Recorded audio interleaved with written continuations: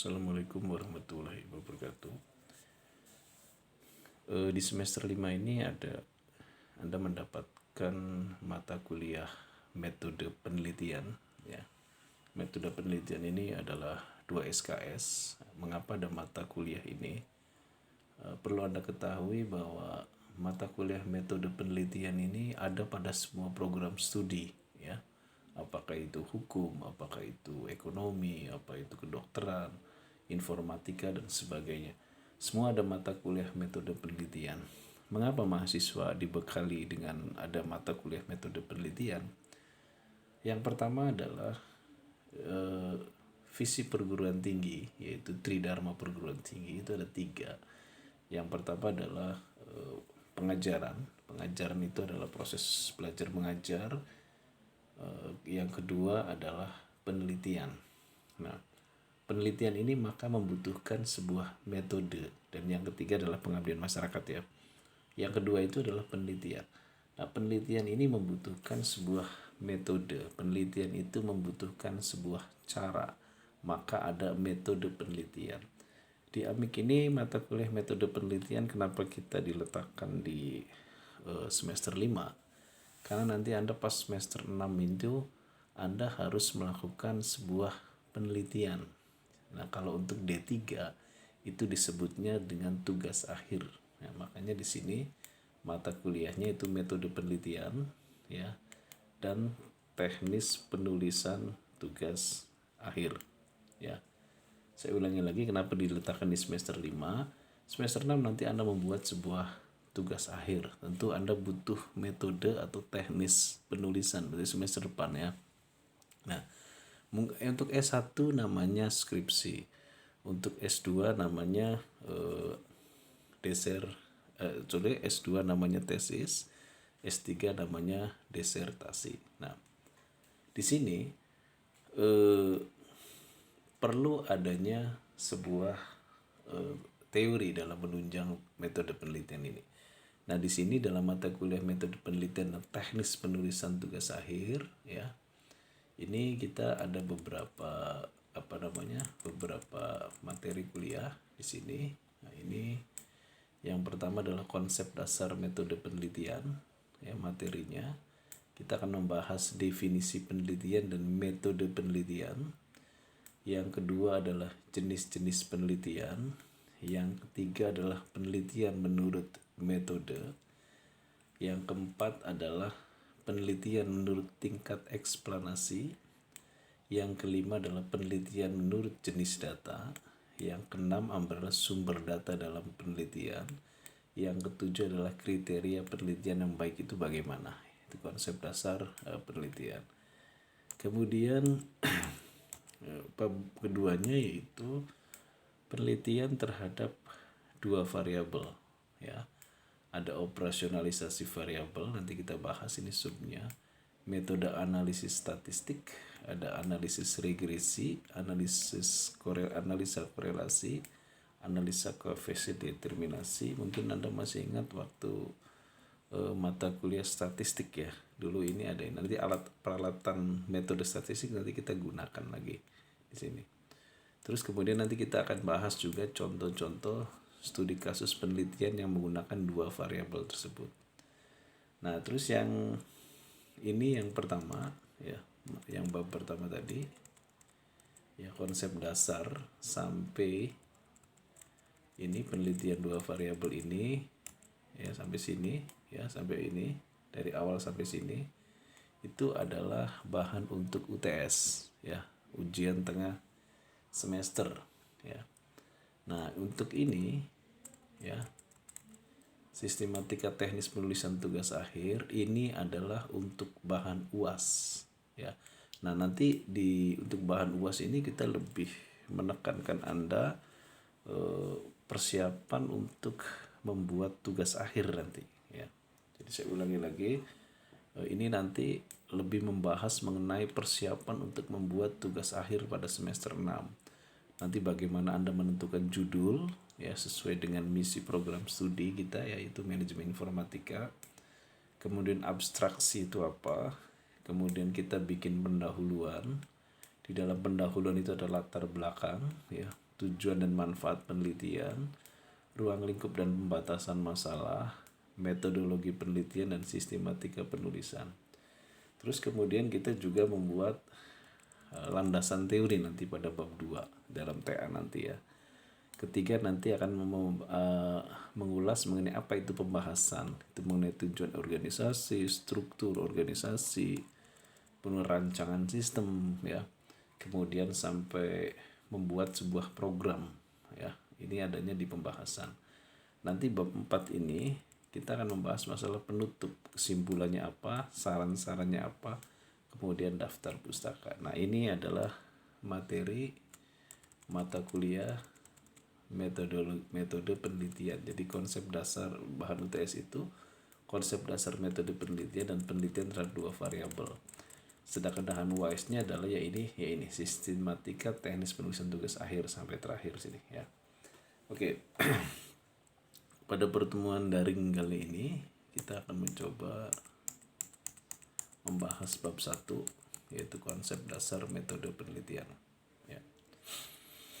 Oke, biasa sebelum mengawali kuliah kita perlu mendefinisikan sebuah istilah-istilah ya, karena definisi dalam tradisi keilmuan itu kita perlu membatasi sebuah istilah atau sebuah teks ya.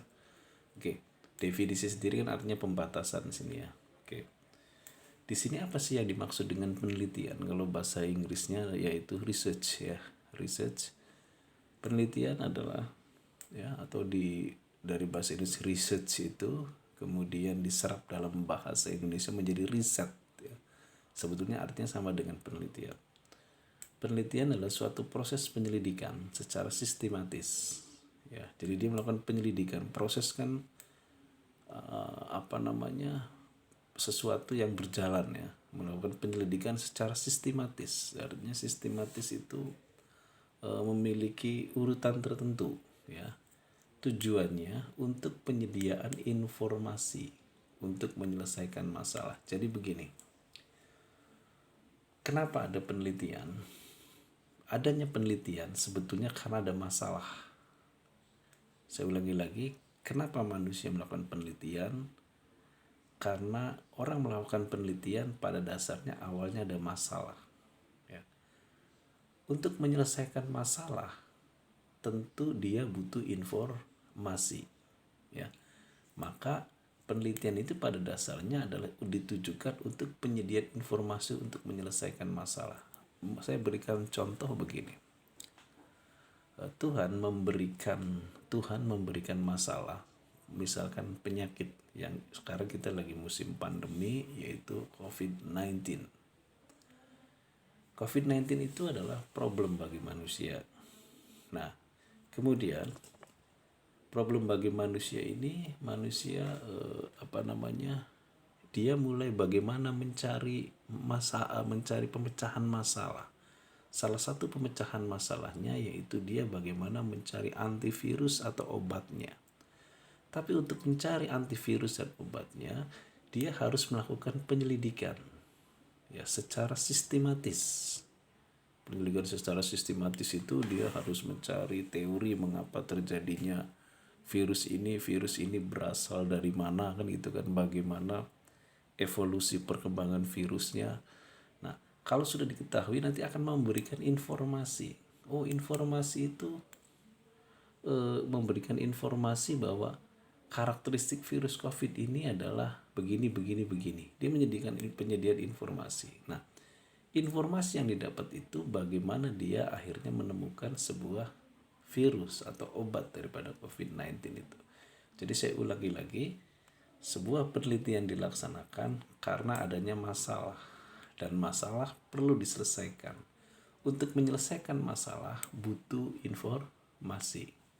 Nah, butuh informasi harus diadakan penyelidikan secara sistematis. Jadi sama waktu kita pelajaran sistem informasi manajemen kemarin, teorinya sama bahwa untuk memutuskan sebuah keputusan manajemen maka dibutuhkan informasi. Selanjutnya apa itu metode penelitian? Metode penelitian adalah cara ilmiah untuk memperoleh data untuk mencapai tujuan kegunaan tertentu. Jadi metode itu kan cara, ya. Saya ulangi lagi. Metode sendiri sebenarnya serapan dari bahasa Inggris, ya. Method, ya. Metode penelitian itu metode kan cara. Jadi cara ilmiah, ya. Untuk apa? Memperoleh data. Ya, sebab kita tidak bisa mencapai informasi, memperoleh informasi kalau kita tidak memperoleh data. Untuk apa? Untuk mencapai tujuan tertentu. Apa tujuan tertentunya? Adalah untuk memecahkan masalah. Ya, sehingga memiliki kegunaan tertentu penelitian tersebut. Nah, jadi di sini saya ulangi lagi cara ilmiah. Nah, apa itu cara ilmiah? Cara ilmiah adalah sesuatu yang didasarkan pada rasional, ya, empiris, dan sistematis. Ya. Apa itu rasional? Rasional itu adalah terjangkau oleh penalaran manusia atau masuk akal. Misalkan begini. Misalkan Anda lagi sakit, misalkan, ya, Anda lagi sakit kepala dan sebagainya. Kemudian ada seseorang membaca mantra-mantra ke dalam sebuah air. Kemudian setelah Anda minum, katanya Anda bisa sembuh. Ya. Nah, persoalannya bukan pada sembuh tidaknya, tetapi apakah air yang kita minum dengan mantra tersebut, molekul-molekul air itu berubah menjadi molekul yang bisa menyembuhkan penyakit kita. Nah, secara rasional ini tidak bisa dimengerti. Maka air yang dijampi-jampi itu untuk memberikan pengobatan itu dianggap tidak rasional, ya. Jadi kalau yang rasional itu kalau seandainya air misalkan dicampur dengan zat tertentu, kemudian terjadi perubahan sifat molekul daripada air, kemudian air itu bisa diminum dan bisa menyembuhkan, nah itu namanya rasional, masuk akal. Misal begini, orang zaman dulu menganggap bahwa gerhana matahari itu adalah dicaplok oleh raksasa dalam cerita-cerita rakyat anak-anak itu, ya. Nah, itu kan tidak rasional, ya. Rasionalitas bisa diperoleh apabila manusia melakukan sebuah percobaan, bisa ada pembuktian. Nah, maka di sini ada kata empiris. Cara ilmiah yang kedua sebenarnya empiris. Cara yang digunakan bisa diamati oleh indera manusia dan bisa dibuktikan. Setelah melakukan penyelidikan astronomi, akhirnya orang menemukan bahwa gerhana matahari itu ternyata bukan dicaplok oleh raksasa, tetapi karena tertutupnya oleh bulan, yaitu sejajar antara bumi, kemudian bulan, kemudian matahari, dan ini bisa dibuktikan dan ini terjangkau oleh akal manusia. Nah, itu yang disebut dengan empiris. Jadi rasional itu masuk akal, ya. Empiris itu adalah bisa diamati oleh indera kita. Jadi kalau misalnya segala sesuatu kalau tidak bisa dibuktikan, itu dianggap empiris. Misal tidak bisa dibuktikan, itu tidak empiris, ya. Selanjutnya adalah penelitian itu harus menggunakan langkah-langkah yang kronologis, berurutan, ya. Misalkan begini, untuk untuk membuat sebuah pesawat misalkan, itu menggunakan teori-teori dan langkah-langkah tertentu bersifat kronologis. Apakah kita mengukur badan pesawatnya dulu kalau dalam ilmu aeronautika, ya. Apakah kita menghitung lebar sayapnya? Apakah kita membuat mesinnya juga ukurannya tertentu, ya. Nah, ini dibuat secara sistematis. Jadi cara ilmiah yaitu didasarkan pada masuk akal, bisa dibuktikan, dan punya metode tertentu yang bersifat kronologis dan logis, yang masuk akal tadi, ya. Itu adalah definisinya. Oke. Kemudian jenis-jenis penelitian kita lihat. Jenis-jenis penelitian terdiri dari sebagai berikut. Yang pertama ada penelitian menurut tujuan, ya. Jadi penelitian menurut tujuan itu ada dua. yaitu penelitian yang ditujukan untuk memecahkan masalah yang dibutuhkan. Contoh, sekarang para ilmuwan berlomba-lomba untuk bagaimana menemukan virus anti COVID-19. Nah, itu namanya penelitian terapan, applied. Misalkan saat ini lahan pertanian berkurang karena jumlah manusia bertambah, kemudian perumahan bertambah sehingga lahan berkurang. Tetapi manusia membutuhkan bahan pangan yang banyak. Nah, maka orang berpikir bagaimana caranya misalkan menanam padi kalau di Indonesia ya, tidak dengan tanah misalkan dalam sebuah gedung yang tinggi ya, kemudian orang bisa menghasilkan berapa ton padi misalkan. Nah, itu perlu melakukan penelitian. Nah, itu namanya penelitian terapan. Jadi untuk memecahkan masalah yang sedang dibutuhkan. Beda dengan penelitian yang kedua, tujuan yang kedua. Kalau tujuan pertama diterapkan untuk memecahkan masalah, tujuan kedua murni penelitian yang ditujukan untuk pengembangan sebuah teori dalam ilmu pengetahuan dan bukan ditujukan untuk memecahkan sebuah permasalahan yang dibutuhkan. Saya berikan contoh begini. Misalnya seorang ilmuwan ingin menemukan yang namanya bagaimana cara mencari bilangan prima secara cepat metodenya. Nah, sehingga dia bagaimana dia melakukan penelitian terhadap rumus-rumus matematika. Atau misalkan Albert Einstein itu prosesnya panjang ketika dia hanya sekedar menemukan cuman E MC kuadrat. Yang dilakukan oleh Einstein itu adalah penelitian murni karena dia bagaimana mengembangkan sebuah teori yang sudah ada menjadi bentuk teori baru. Nah, memang penelitian murni yang untuk menghasilkan teori secara langsung tidak bisa dirasakan sebagai pemecah masalah ya. Tetapi penelitian murni ini dia memberikan kontribusi teori pengembangan agar supaya bisa melakukan penelitian terapan. Saya berikan contoh begini. Orang tidak akan bisa membuat Anda tidak bisa akan membuat program kalau Anda tidak menggunakan bahasa pemrograman. Bahasa pemrograman itu ada karena adanya teori algoritma. Teori algoritma ada karena misalkan adanya teori bilangan biner, ya.